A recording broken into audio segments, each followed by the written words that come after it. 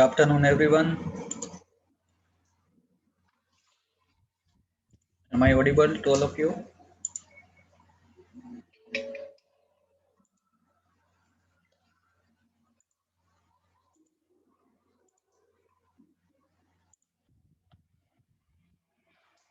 Okay, so in the previous session, the session number 1, we have discussed about subject introduction, right? In that, I told you about the importance of the subject, what are the objectives, what are the course outcomes, what is the teaching scheme and syllabus of the subject, right? Then we have discussed about the evaluation methodology like CAC and Thunberg, the mark distribution, then which reference books you should prefer. Then we have started the chapter number 3, that is fundamental of AC circuit, in which we have seen about difference in between DC and AC. Also, advantages of alternating current over DC, and then we have seen the advantages of sinusoidal waveform, right? Because we have number of waveforms like square wave, trapezoidal, and then triangle, sinusoidal. Okay, so why we are preferring sine wave? So that we have certain advantages that we have discussed. Today we are going to see the generation of alternating voltage. Also, we will see some important terminologies which are associated with this waveform. So basically, we will see the generation of AC voltage. We will try to derive its equation, and we will see the graphical representation of the alternating waveform. So this is what we have completed.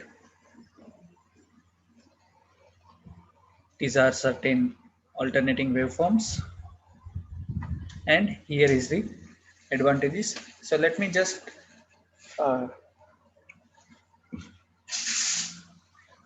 can say the advantages again so that you come to know if you forget.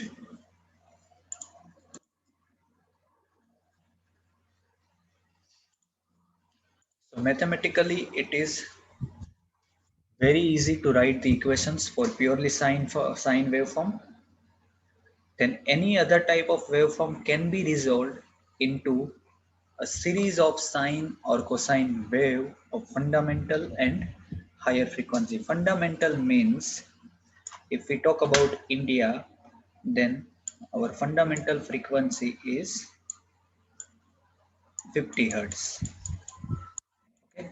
Now sometimes what happens in this fundamental means it is desired frequency, right? Any equipment can be designed based on 50 hertz, and that's why we have to give 50 cycles per second to that equipment. But many times it will combine with some another waveforms which is having frequency other than 50 hertz. Okay, so it is most probably it is more than 50 hertz. So when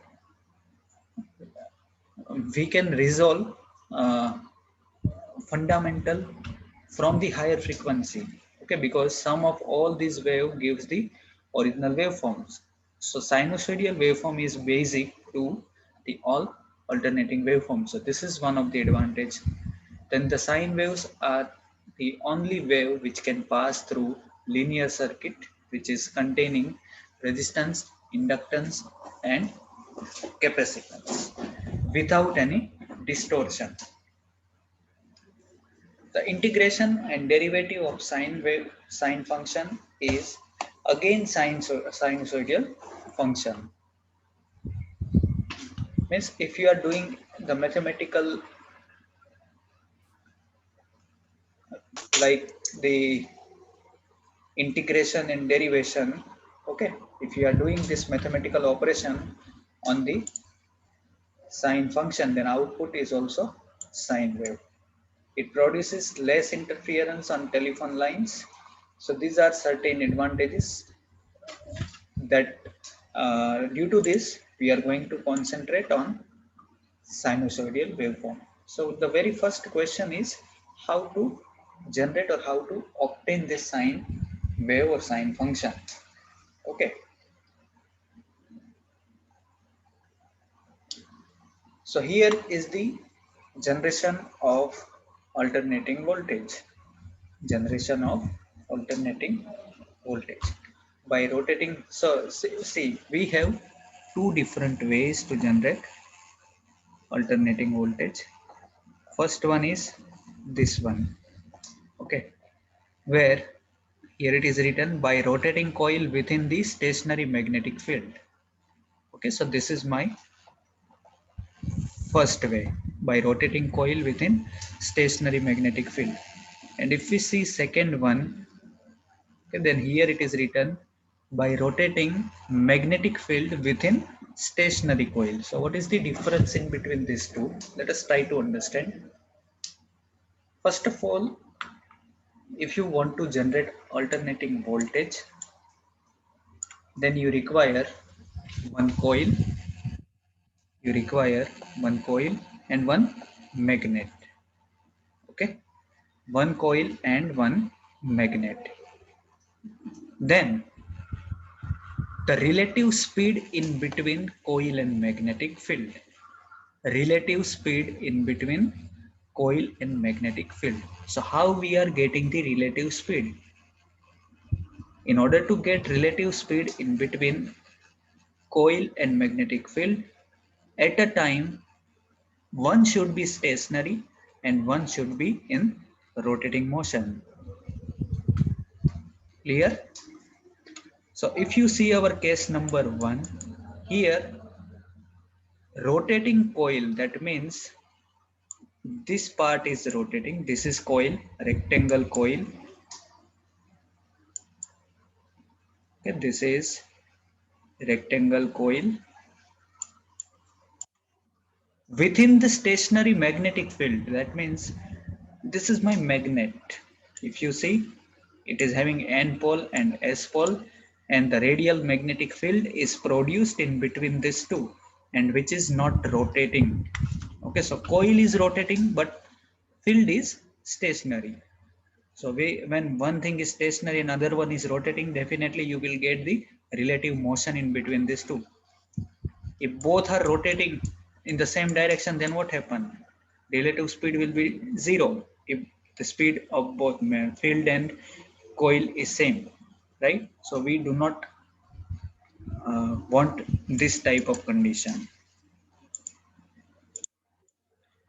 On the other hand, if you see case number 2,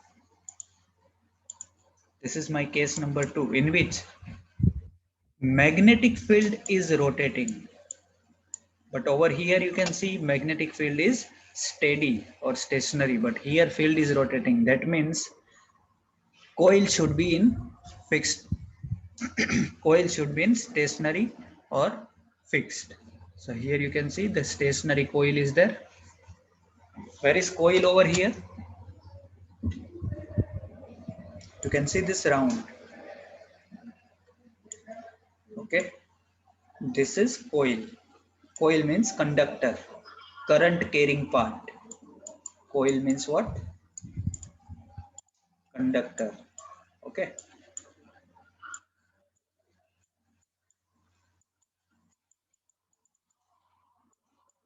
this is current carrying part.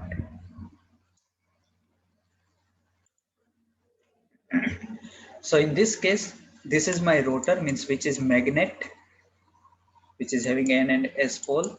Definitely it will generate the magnetic field. And if you are rotate in, means it is in rotating motion. So if your magnet is rotated, that means your magnetic field is going to be rotated. But conductor is stationary, so we have the relative motion in between these two. Everyone, any doubt up to this? So these are the two ways by which you can generate alternating voltage. This method generally preferred in small machine and rotating field and stationary coil. The second method is going to be preferred for large machines. Okay, this is used for large machines. Any doubt till now?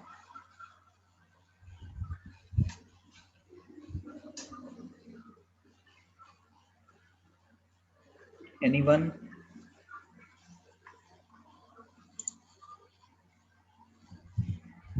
Okay.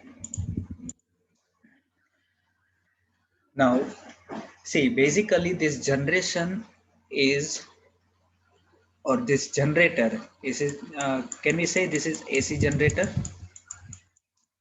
Yes. It is what? AC generator.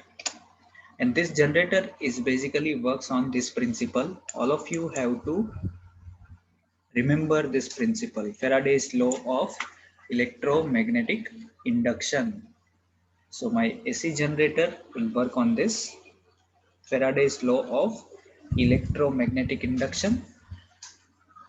So this law states that when the magnetic flux linking with the conductor, when magnetic flux linking with the conductor, an electromotive force is induced, an electromotive force is induced in the conductor when it is proportional to the rate of change of flux. Mathematically, it will be given by this EMF induced E is equal to minus d phi by dt. N is number of tons. You can see right now in this figure, you can see only 1 ton. Okay, that means you can put N is equal to 1. If you put N equal to 1, the equation will be E is equal to minus d phi by dt. This term is known as rate of change of flux. So your EMF induced is proportional to the rate of change of flux, right? This is Faraday's law. Second one, Fleming's right hand rule. Fleming's right hand rule. Okay. Basically, this Fleming's right hand rule is used to find the direction of current from the conductor. So for that, you have to use your thumb, your pointer finger, and forefinger, right?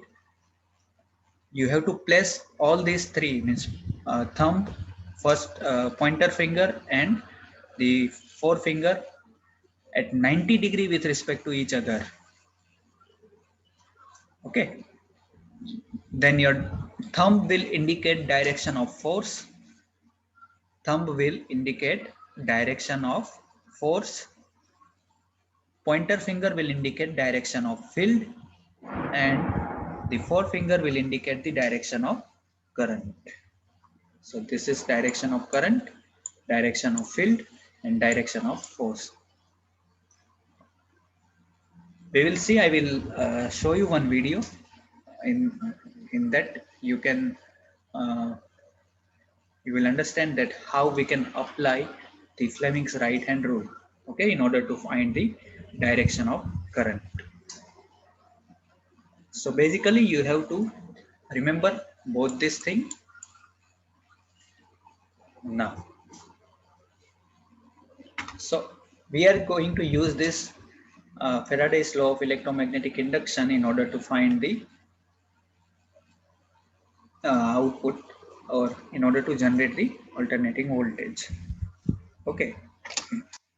Here you can see in this figure, if you see this is coil, then it is having 3 turns, 1, 2, and 3.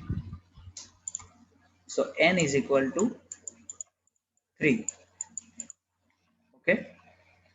This is known as slip ring. What? It is known as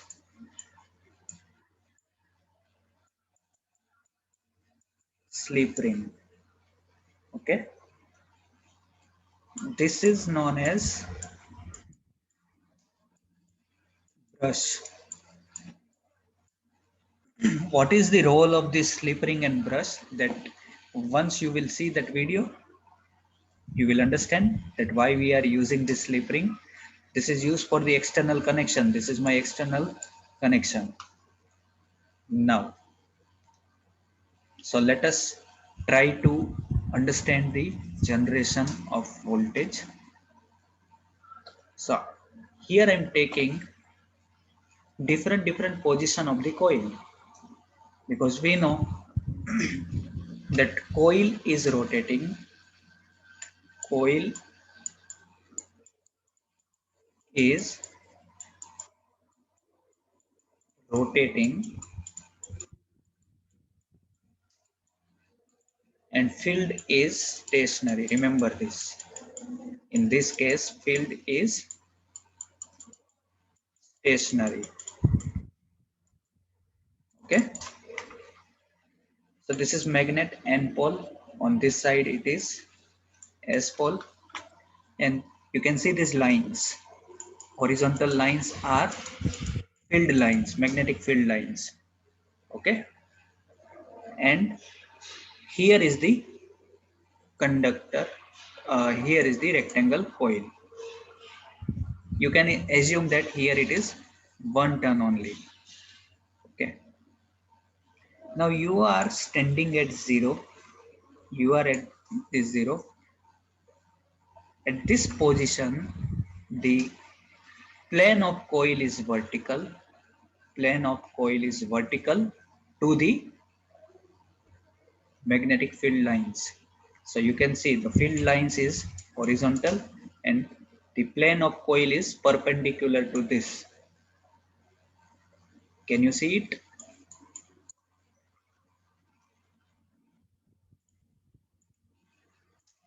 Now I have to find the direction of current over here, means how your current is flowing, like this or like this.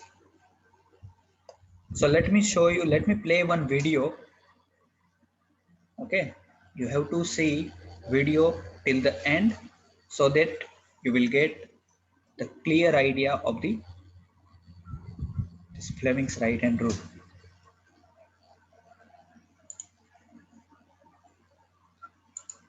If you find any issue regarding voice of the video, you can just give me the message in the chat box.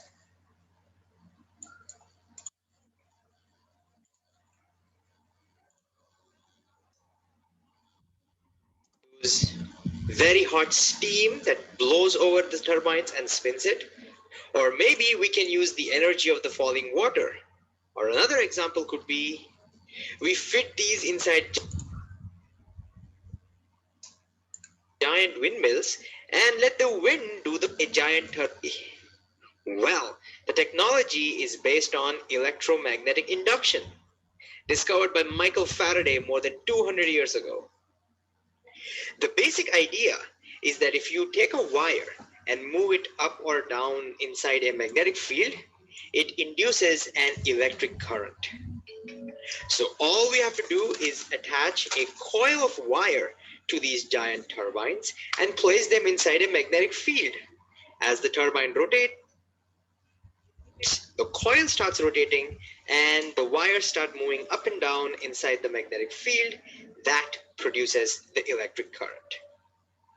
And this can now be used to light up things.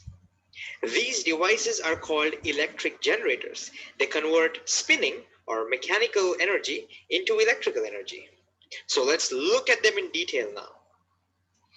So let's start by figuring out in what direction a current gets induced or generated in this coil once it starts rotating. So let's say in our example, the coil rotates clockwise, somewhat like this. Now, how do we figure out the direction of the induced current? Well, we have already learned something called the Fleming's right-hand generator rule, which says you stretch the fingers of your right hand like this, such that they are perpendicular to each other. Then the thumb represents the direction of the motion of the wire. That is the direction in which you're pushing the wire. The forefinger gives us the direction of the magnetic field. Then our middle finger will give us the direction of the current. So all we have to do is align our right hand to make sure the thumb and the forefinger point in the direction of the motion and the magnetic field. Then the middle finger will give us the direction of the current. Okay, so anyone can apply the this right hand rule right now in this position. You can see the direction of field and the direction of rotation of this coil. It is in upward direction. So what will be the direction of current? This is direction of motion. Thumb will give you the direction of motion. Okay, this pointer finger, that will give you the direction of field. So you can just align your hand in such a way that direction of field on this direction, rotation means thumb is in upward direction. So what will be the direction of current? In inward or outward?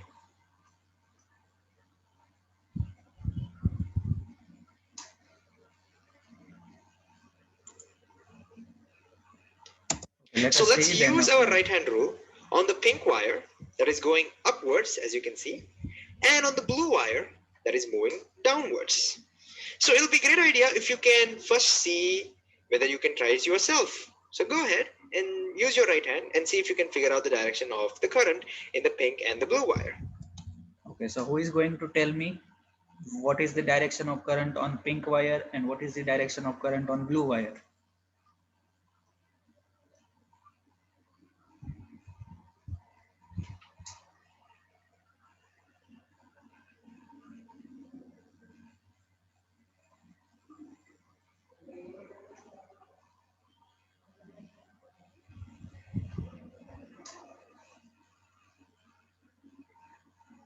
Anyone?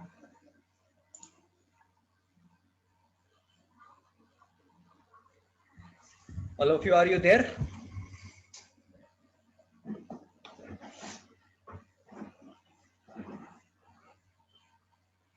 Current will flow in, okay, blue wire towards the right.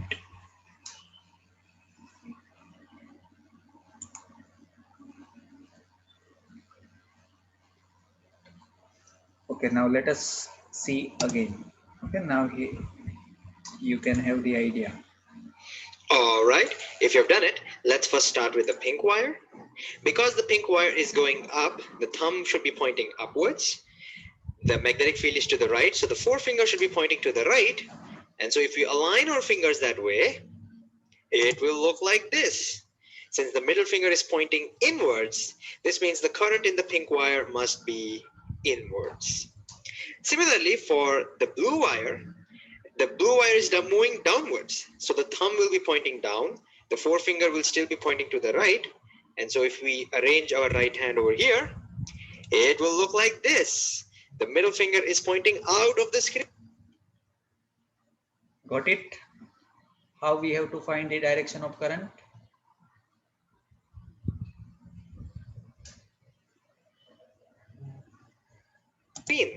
That means the current in the blue wire will be coming out of the screen.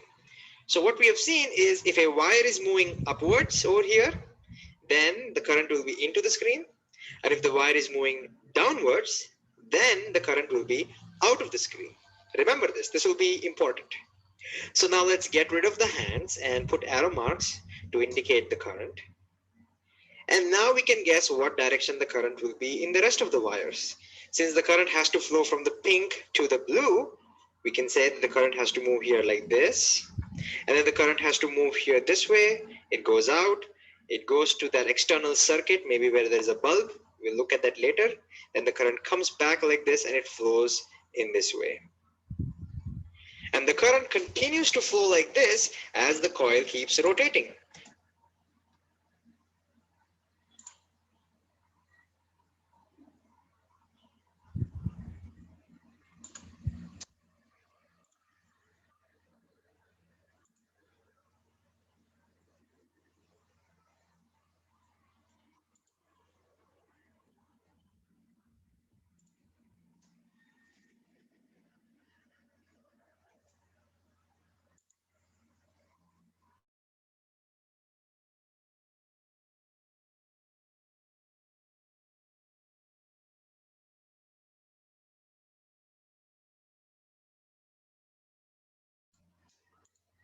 As you can see, the pink wire is still going up and the blue wire is still going down until we come to this point.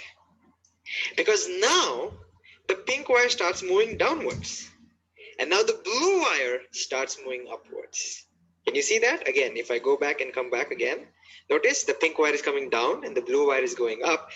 This means now the current in the pink wire should be out of the screen, because we already saw using our right hand rule. When the wire is going down, the current must be out. And in the blue wire, which is going up, the current must now be inwards. In other words, the current will now change its direction. This is the important thing. So the current changes its direction and it continues to flow this way until again the pink wire comes on the left side. Because now again, the pink wire starts going up, the blue wire starts going down, and as a result, the current in the pink wire will be inwards, the current in the blue wire will now be outwards, the current will again reverse. So every time our coil is in this position, which is perpendicular to the magnetic field, we will see that the current direction will flip. And so if you look at the entire animation now, it looks somewhat like this. Every time the coil comes in this position, perpendicular to the magnetic field, the current direction keeps changing. Now, of course, in the animation, I'm pausing the animation when my coil is perpendicular to the magnetic field so that we can see the current flipping its direction.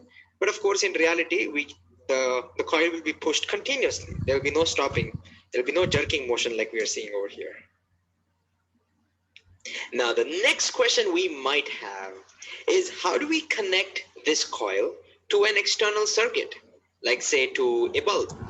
Now you are going to understand the function of the slip ring. Well, we could connect it directly, right? Well, let's see what happens if we connect the circuit directly. Current will flow, no problem. But as the coil starts rotating, notice the wires start twisting and tangling and turning and whatnot. So that's going to be a problem. So to avoid that, we will not connect the wires directly. Instead, we will use an arrangement involving brushes and slip rings. It looks somewhat like this. So basically we have two metallic rings, the pink one and a blue one. And what you may not make out from my diagram over here is that each ring is connected to one wire only. So the pink ring is only connected to the left wire and the blue ring is only connected to the right wire. And these wires are connected to carbon brushes, which is also conducting, and they are just touching these rings so that there is a metallic contact, but they're not stuck to it. So right now there is a contact, the circuit is complete, and as a result the current comes out of the blue ring, as you can see, moves this way, and current flows into the pink ring and goes like this. And when the coil starts rotating, as you can see, the rings rotate along with the coil. But since the brushes are not stuck to the rings just slip through the brushes. That's why they're called as slip rings. As a result, the brushes will not rotate. That solves the problem of wires twisting and tangling. And all the while, an electric contact is maintained. Now, once our coil comes in this position, we have seen that the current reverses. So now the current will flow out of the pink ring, goes like this through the bulb, and now enters into the blue ring. So for every half a rotation, the current through the bulb also reverses. Let's say when the current is flowing this way, the bulb glows blue. And let's say when the current reverses and flows like this, the bulb will glow yellow. And so now if you look at the entire animation, it looks somewhat like this. And so we have successfully built our generator. And what's interesting to see is that the current from that generator is continuously changing its direction. Such a current is called alternating current, or AC. And this might sound a little weird, but it turns out that when you want to transmit electricity over a long distance, like from the power station to your houses, then alternating currents or AC have some great advantages over unidirectional currents or DC. And it's for that reason the current that we get at our houses, the electricity that we get at our houses, are all AC. And these generators are called AC generators.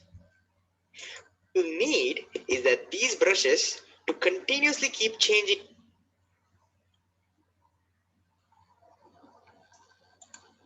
Okay, so now I hope that all of you are getting that how we can identify the direction of current and how actually the coil is rotating in between the magnetic field and how we are getting the output.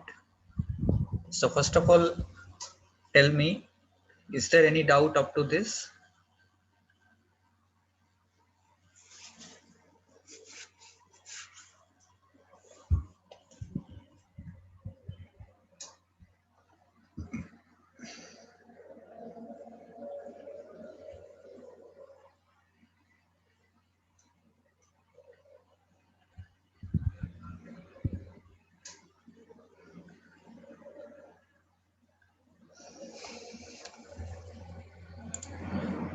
Okay, now let us see. Let us try to identify. We have to understand different positions of the coil. So here this is the position where the coil is perpendicular to the magnetic field. You can see the upper part means one of the conductor is showing by the slight black color and this one is white. Okay, this below one is the white.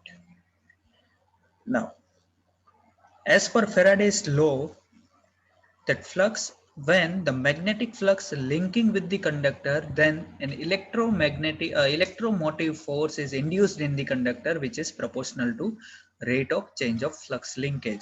So let me just write that equation over here. E is equal to minus n d phi by dt, but I'm taking n is equal to 1. Okay. Now, so when rate of change of flux is there, at that time we got some induced EMF. We will get some induced EMF. Now listen carefully and tell me the answer. See, right now all the flux lines are passing like this, and the coil plane is vertical. Coil plane is vertical. So can I say the maximum flux lines are linking with these conductors? Means all flux lines are passing through this plane. Yes or no? See, all the flux lines are passing through almost all flux lines are passing through this plane. Can I say like this?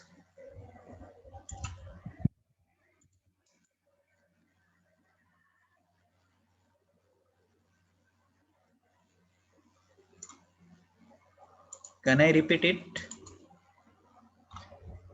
You can consider this is the plane and here flux lines are passing. So each and every flux lines are cutting the conductor or not, which is passing through this plane. Similarly, you can see over here, the top line is passing like this middle lines are passing like this, and this below line also passing like this. So maximum, I can say almost maximum flux lines can be passing through the coil plane when it is in the position number 1 at 0 degree. So anyone can tell me, I have the derivation d by dt, differentiation we can say, which is having the maximum quantity because I'm writing the maximum flux lines. So if you are going to differentiate any maximum quantity, what will be the output?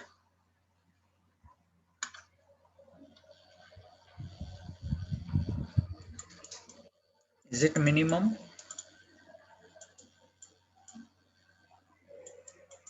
When you are going to differentiate the maximum quantity, the output will be minimum.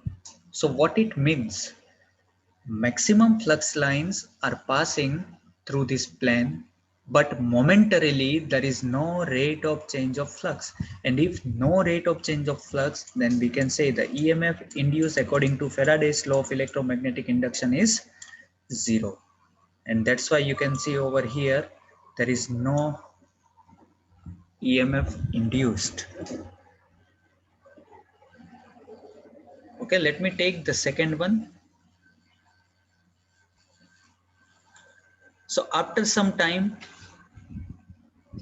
as coil is continuously rotating, so after some time, it will at position number 2, where coil plane is just aligned with magnetic flux lines. So now if you see this position at B, the coil plane is parallel to the flux lines. So what happened in this case? If you see, flux lines are passing through this, but not all the flux lines. Okay, you can see some of the flux lines from the top of the plane, some of the flux lines from the bottom of the plane. Generally it is not cutting by this conductor. So in this case I can say some minimum flux lines are cutting by the conductor, means minimum flux linkage with the conductor. And if flux will be minimum, and if you are taking the differentiation of this minimum quantity, the output will be the maximum. So you can see at 90 degree, the flux induced EMF is maximum. Why? Because we have no doubt the flux linkage is minimum, but rate of change of flux is maximum. After some time, again the coil is rotating, and if you see at 180 degree, here compare it with the 0 degree. So this is the black conductor, but this gray conductor is at the top. Now it will be at down. So you can just imagine that pink wire and blue wire, just I have shown you in the video. Okay, so now condition is changed, but again the plane is plane is perpendicular to the line. So I'm getting the same output just like our 0 degree, and that's why you can see at 180 degree again it will be 0. Okay, the generation of EMF is 0, and then after some time again it will be parallel to the flux lines, and then after some time again it will be perpendicular to the flux lines, because coil is rotating continuously. So at 270 degree I'm getting negative maximum, and at 360 degree again I'm getting 0. So in this way the sine wave is going to be generated. You can also take the coil position like this. In between 0 and 90 degree, the coil will be at 30 degree also. At that time, the flux lines passing through this plane is in between these two positions, means it will be moderate. Okay.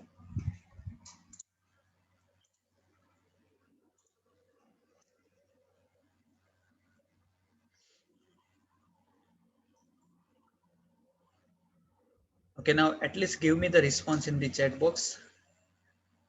That is there any doubt up to this?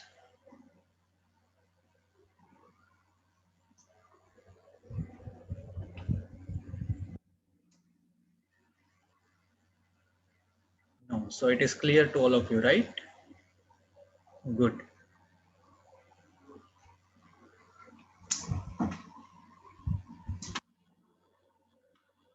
Now we have to derive one more equation, which is based on, we can say mathematical representation of this sine wave. which is known as E is equal to Em sine theta. Okay, equation for instantaneous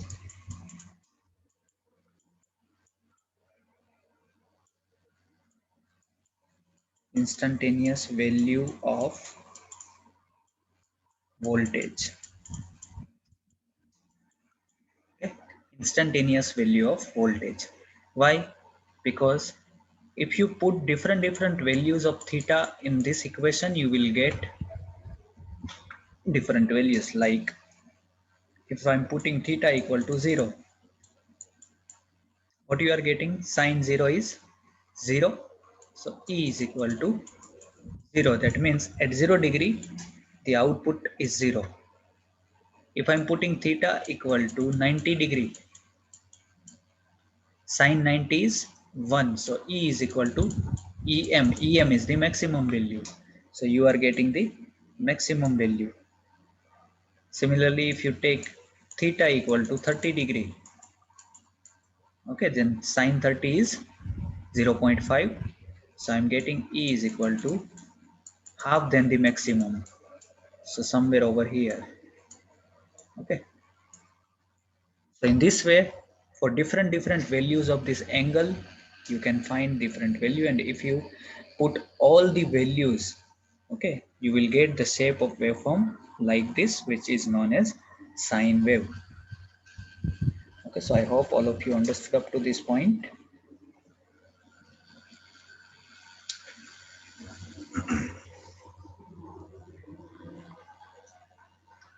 Now here we have to derive this equation. So try to understand now.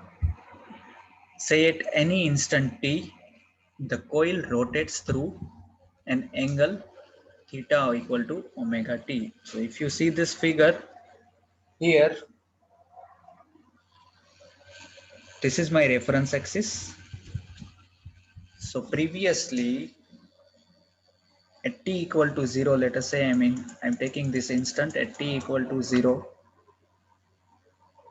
the conductor is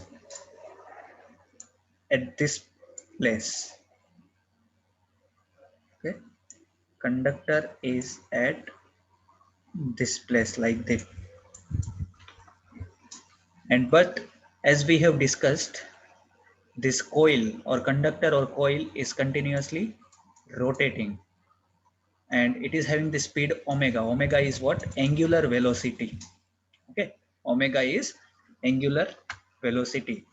So by the speed of omega, this conductor is continuously rotating. So you can see its locus is circle, and this pink line you can see that is the direction of field, which is flowing downward. So what is written over here? At any instant t, the coil rotates through an angle theta equal to omega t. So after t time, the coil position it is somewhere over here. So let me clear out first of all.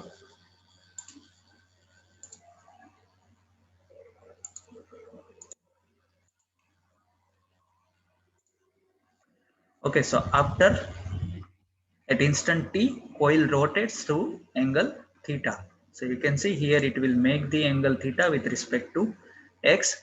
Whether at t equal to 0, this theta was 0. Okay, because it is exactly on the reference axis. Now, just imagine that here we have stopped this conductor's movement. So it will be at this position and it is making the angle theta over here. So when any vector or when any flux component is given at some angle, so can we resolve it into two components? One is phi m sine, this is phi m cos, and one is phi m sine theta. On y-axis it is phi m sine, on reference axis it is phi m cos. But if you see, this phi m cos is the component which is parallel to the field, which is parallel to the field. So this is not useful for the generation of alternating voltage. And if you see this phi m cos, then it is at 90° with respect to this field lines. That means this flux component is useful for EMF induction. So what I mean to say, I have to replace this value in Faraday's law of electromagnetic induction. E is equal to minus d by dt into n phi. You can just replace this phi with phi m cos omega t. So I'm getting like this. As n is constant, number of turns, so I'm just taking it out from this derivation.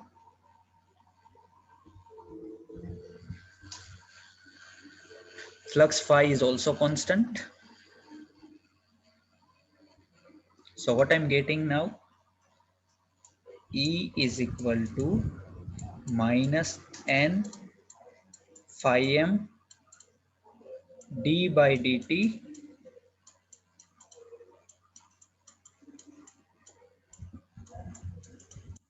into cos omega t. What is the differentiation of cos?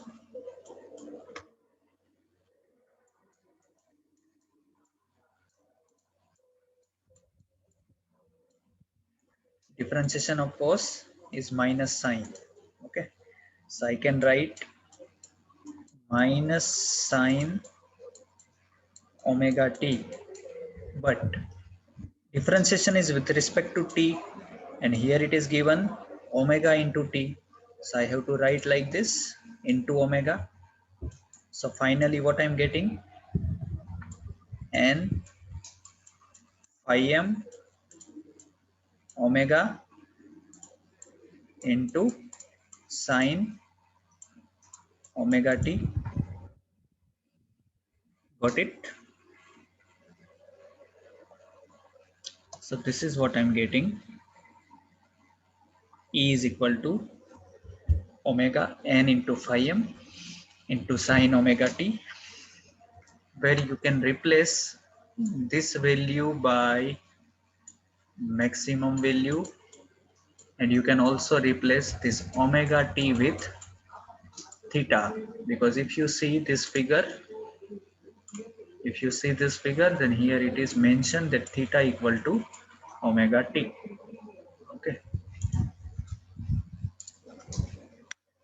so I'm getting the equation like this: omega n phi into sine theta.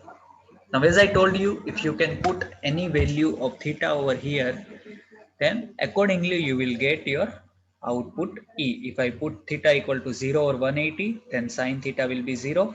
EMF induced is 0 at that particular instant. Similarly, theta equal to 90 or 270, sine theta equal to 1. So E is equal to E max. E max means this one. Okay.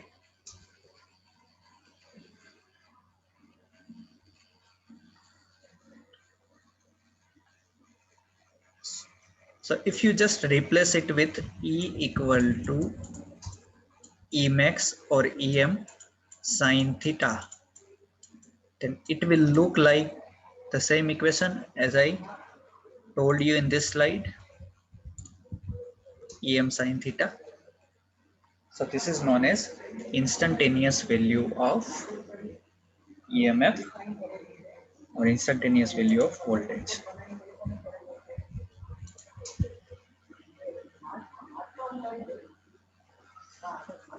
Angular velocity omega is given by 2 pi f. So you can see here it is just replaced with the 2 pi f value, and flux phi is known as B into A, or in other word we can say flux density is flux per area. Flux per area. So you can see the number of flux lines passes through unit area, which is known as flux density. So you can just replace this phi is equal to B into A, and omega is equal to 2 pi f. No need to do like this, but if you remember, it's good. Otherwise, this is sufficient.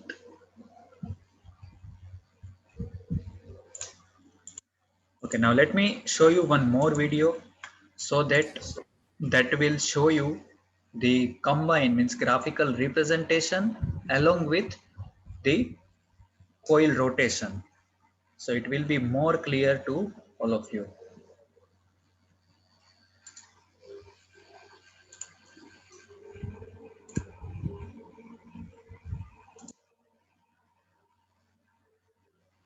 AC generator. AC generator is an electric generator that converts mechanical energy to electrical energy in the form of an alternating EMF or alternating current. Working principle of an AC generator. An AC generator works on the principle of electromagnetic induction. In electromagnetic induction, when there is a relative motion between a coil and a magnetic field, an electric current or EMF is induced in the coil. Parts of an AC generator. An AC generator has an armature ABCD. It is a rectangular coil with many turns wound around a soft iron core. A shaft. It can be rotated rapidly.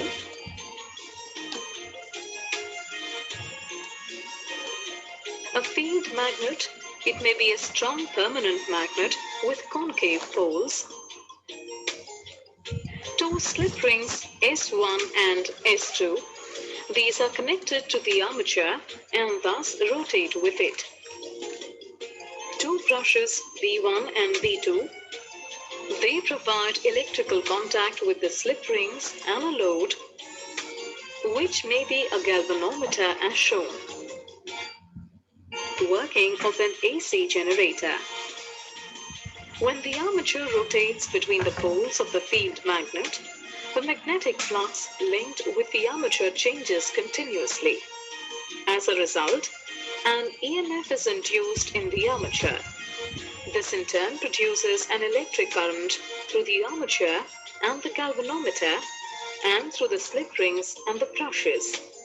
Note that the galvanometer needle swings between the negative and positive values. This means that an alternating current is flowing through the galvanometer. Direction of induced current. Initially, the armature ABCD is vertical with its arm AB up and CD down. The direction of magnetic field is from left to right. As the armature undergoes a half rotation clockwise, arm AB moves down while arm CD moves up. According to Fleming's right-hand rule, the current will flow in the direction DCVA. Manometer. Now during the next half rotation, arm AB moves up while arm CD moves down. Again by Fleming's right-hand rule, current will flow in the direction ABCD, that is, from direction every half rotation. T seconds to complete ABCD is this position when the armature rotates. Hence, the induced EMF at this position is 0. During the first quarter rotation, the induced EMF increases. Then at time t upon... So you can see over here, all things are in synchronization. Here, the galvanometer deflection is also there. Coil is rotating, and depending on the rotation, how you are getting the sine wave over here. 4 seconds, the armature becomes horizontal.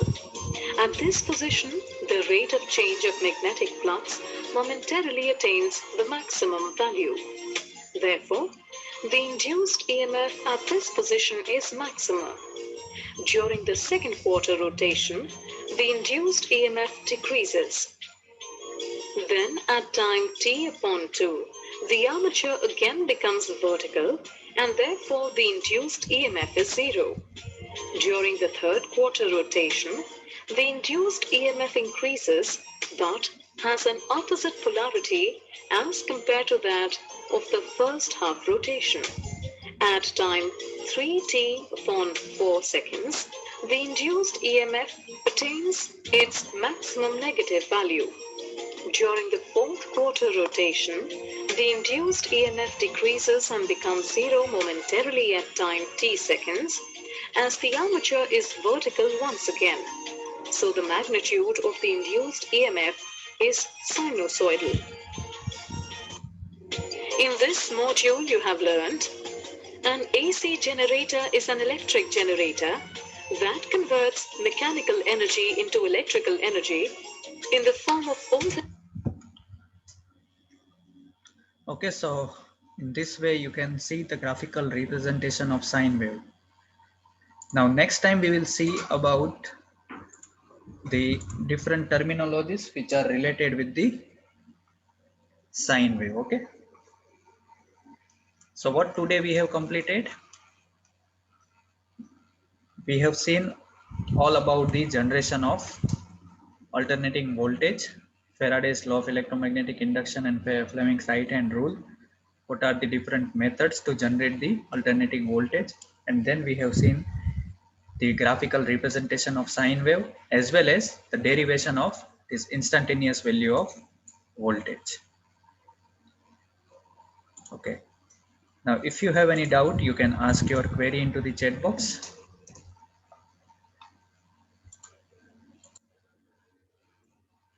Otherwise, you can find the Google form link.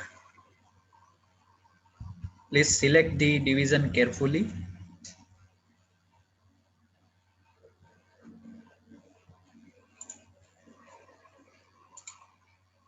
Here you can see TH1, TJ1, TA1 and TF1 are there. If you are from mechanical, you can select TA1. If you are from auto, then select TH1. If you are from chemical, select TJ1. And if you are from civil, then TF1.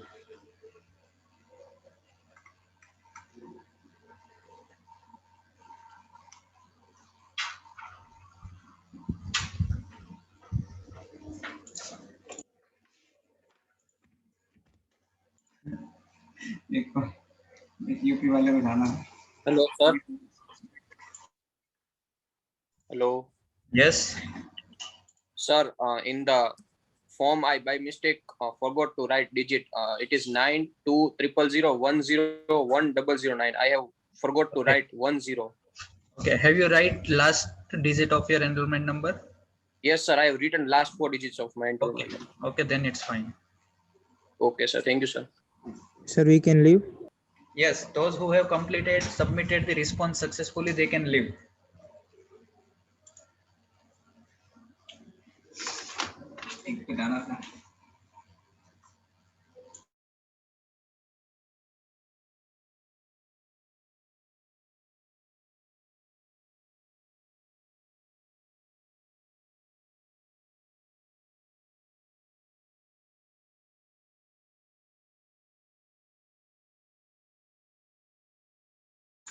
Yes, Dhairya, are you from which branch? Civil, mechanical, auto, or chemical? Chemical, TJ1.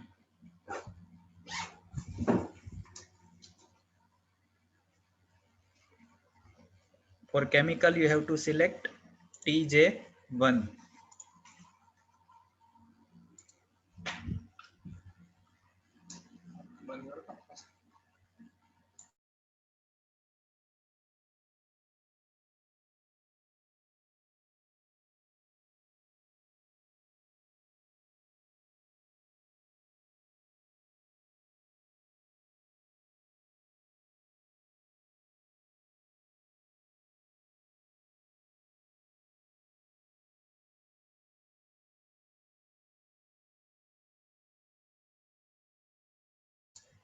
Okay, everyone, thank you for attending this session. I'm going to end the meeting now.